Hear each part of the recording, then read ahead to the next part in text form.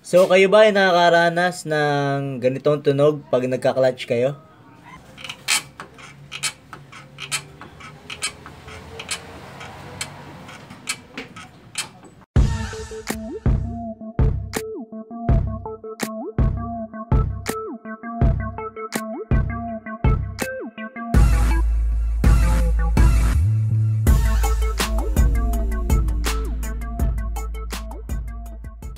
So, solusyonan natin yung problema ninyo, guys. So, kung kayo po ay nakakaranas ng ganong mga langit-ngit no, sa clutch master ninyo, maririnig nyo naman kung galing dito sa baba or galing dito sa taas natin, sa secondary.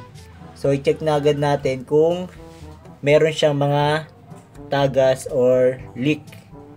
So, dito, makikita naman natin na tuyo naman po yung ating secondary clutch master. So, check naman natin yung sa primary. So, sa primary natin guys, makikita naman natin na walang tagas yan, ano? Ayan. So, wala siyang tagas, tuyong tuyo. Ang titingnan natin ngayon guys is yung reservoir niya. Tingnan natin kung ano yung status.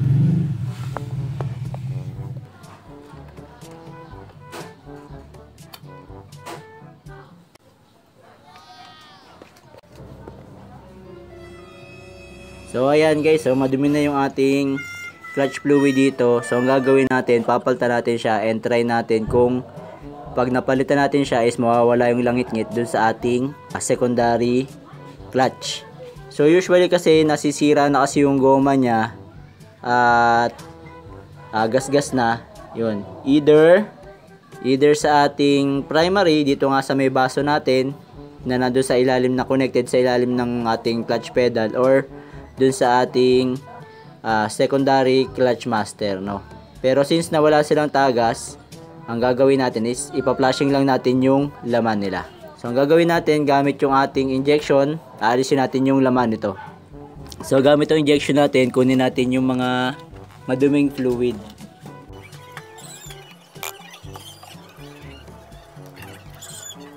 So ayan guys, so kita nyo naman yung dumi ng fluid natin ngayon, no.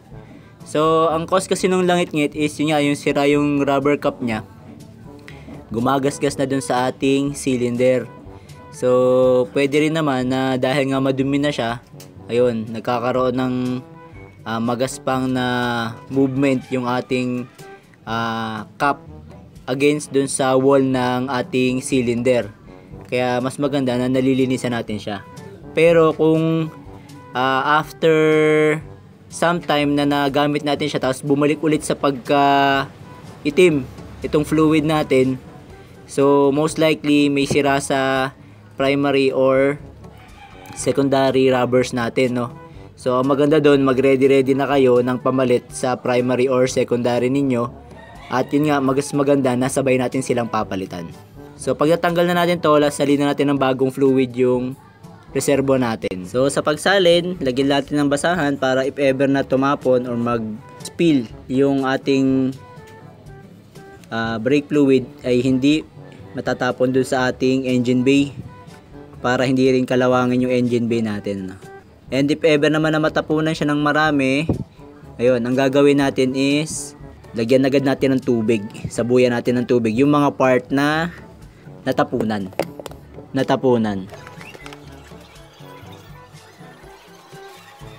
So once na masalin na natin yan guys, i-flush naman natin dun sa cylinder natin, sa secondary cylinder natin. So para magawa yun, hanapin lang natin yung bleeder screw. Ito. Ayan. And then try natin na i-suction yung laman niya gamit yung injection natin.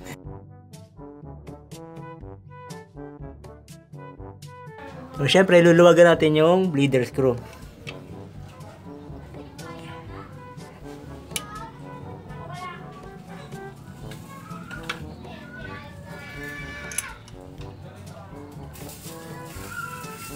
Then, suction natin yung laman.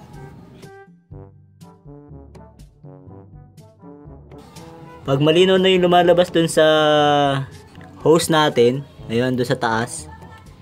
Pag malinaw na yan, pwede na natin siya i-close.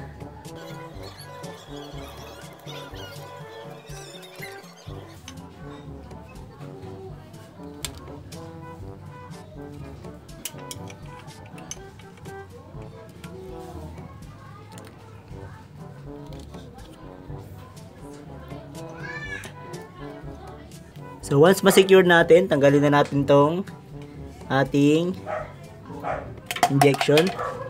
So tingnan nyo yung natanggal, oh. Yan yung mga lumalangit-ngit sa loob kasi madumi na yung loob niya. Kailangan lang siyang matanggal.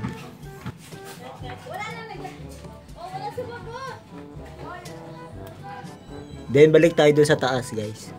Malagdagan lang natin ng clutch fluid.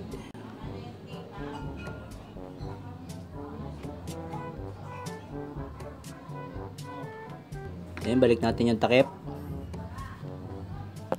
So ayan, malinaw na ulit guys yung ating clutch fluid, hindi katulad kanina, no.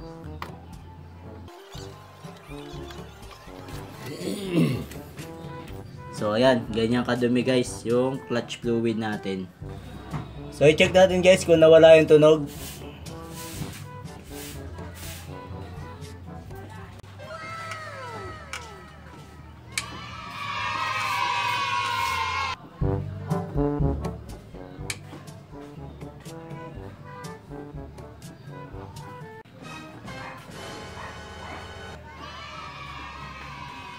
So ayun guys, nawala na yung tunog, ano. Ibig sabihin nalinis na kasi natin yung cylinder natin. Ngayon kung may marinig pa rin kayong tunog, pwedeng dahil hindi pa nakakapasok yung malinis na fluid dun sa ating cylinder, or need na talagang palitan yung inyong secondary clutch master. Ang isa pa niyang pwedeng pagalingan pang tunog is itong sa may fork natin, ano, yung sa rod and din sa yoke. So dapat kasi lubricated to na maganda para mawala yung tunog niya. And then yung isa pa na pwede niyang panggalingan is yung sa loob mismo ng transmission. Kung kaya nyo, tatanggalin nyo yung dust boot nito. Ayan. At kung masisilip nyo yan guys sa loob, ayan, yung fork natin, no? Kung masisilip nyo, so pwede rin yung panggalingan ng tunog. Kasi ang nangyayari dyan is alam nyo naman meron niyang shaft, may shaft na ganun, and then meron siyang pinagkakapitan ng release bearing natin, no? Yan, nakapasok yan ganyan sa butas, yan, sa rod, and then habang po tumatapak tayo sa clutch, so papasok yan na ganyan para ma-press yung pressure plate at mag-disengage yung clutch. So pag madumi na kasi to dahil napupuno na ng mga nagasgas na clutch lining natin, para siyang mga alikabok or dumi, gumaganit ngayon siya, no, yung ganyan, gumaganit siya. So pag maganit na siya, ayun, pwede maging sanhi ng maganit na clutch or yung tunog. So kung kaya nyo pasiritan, WD-40 yung loob. Akala ko yung lato-lato laos na. Uso pa pala dito sa amin. Yan. Kung mapapasiritan nyo yan, pwede mawala yung tunog niya. Kaya papakinggan nyo talaga dapat kung dito ba siya nanggagaling sa master natin or dito doon sa loob. Yan. Or kaya dito naman sa mismong natin, push rod. Yan. Push rod tsaka dito. Ayun lamang po sa araw na ito, at sana po may niyambag na naman akong kapaki-pakinabang sa araw na ito. At sa mga hindi pa po nakasubscribe, subscribe lang tayo sa Kulit Shop, ang shop na makulit pero walang physical shop. See you on my next videos. Bye bye!